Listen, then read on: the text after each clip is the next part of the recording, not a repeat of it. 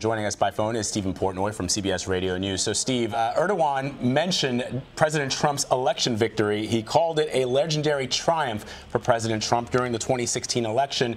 Given that the president and Erdogan have differed on what to do with the situation with the Kurds, whether to arm them or not, how do you read that? Well, especially since President Erdogan particularly mentioned the fact that the United States is now arming the Kurds in their fight against ISIS. I think I heard him say, and I have to check the tape, that is against some kind of agreement that he has with the United States. President Trump, for his part, specifically mentioned the PKK as a terrorist group.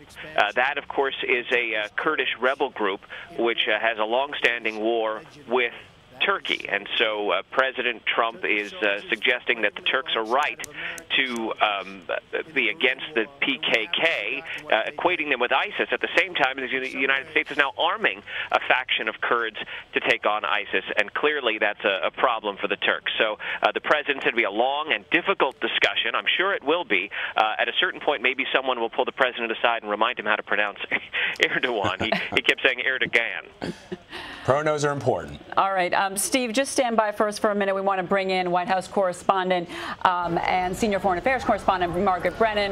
Margaret, all right, thanks for joining us. So first, we do know that President Trump, right at the tail end of that meeting with President Erdogan, did make a comment about the Washington Post, scandal that's broken out here about Russia. What do we know? What did Trump say? Well, he talked about the Oval Office meeting with Russia's top diplomat, Sergei Lavrov, saying it was a great meeting and that he thought we'd have great success. Of course, there were no decisions actually made in that meeting if you go by what General McMaster, his national security advisor, has said. He said that these were just engagements with the Russians, not decisions, not strategies. Not clear what the president was actually referring to when he said it was a great success.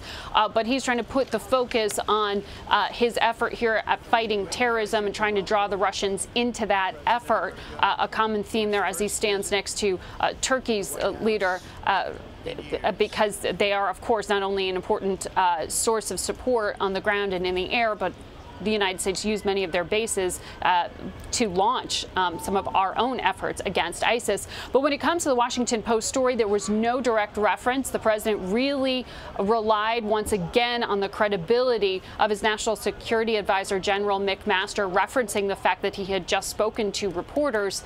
And we know General McMaster continues to argue against what was reported in the Washington Post and New York Times in terms of any kind of disclosure that would perhaps be harmful to U.S. national security. But he declined again from the podium today to say whether this was a matter of disclosing classified information. He did say the president did not know the source of the intelligence that he was sharing when he shared it.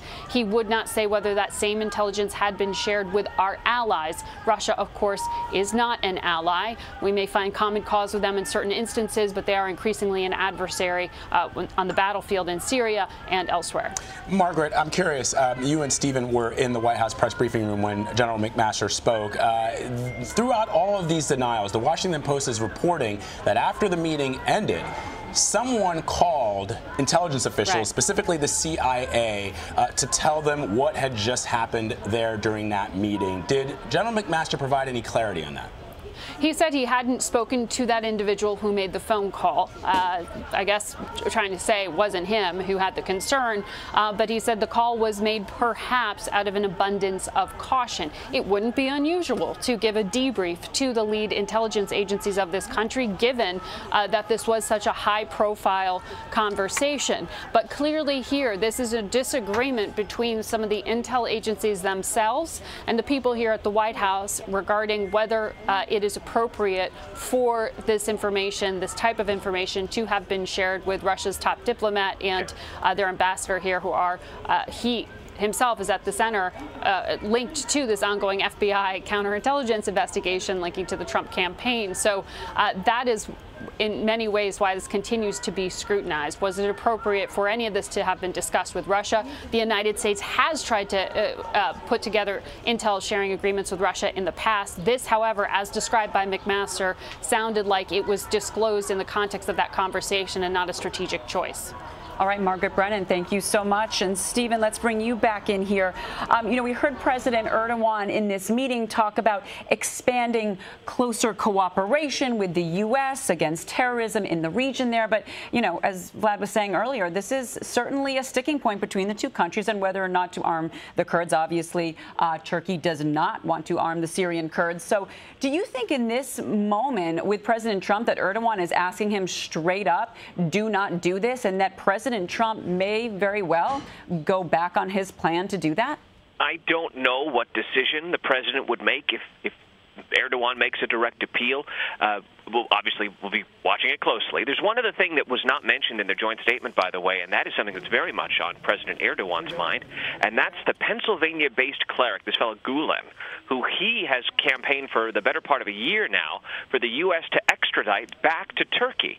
Erdogan survived and put down a coup attempt last year. He says that this guy in Pennsylvania essentially incited that coup attempt and wants the United States to arrest this man who's been living in Pennsylvania since the late 1990s and deport him back to Turkey to face charges.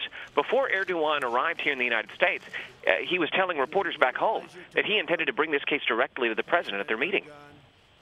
Okay. All right. Steve Portnoy reporting for us from Washington. Steve, thank you so much. You bet.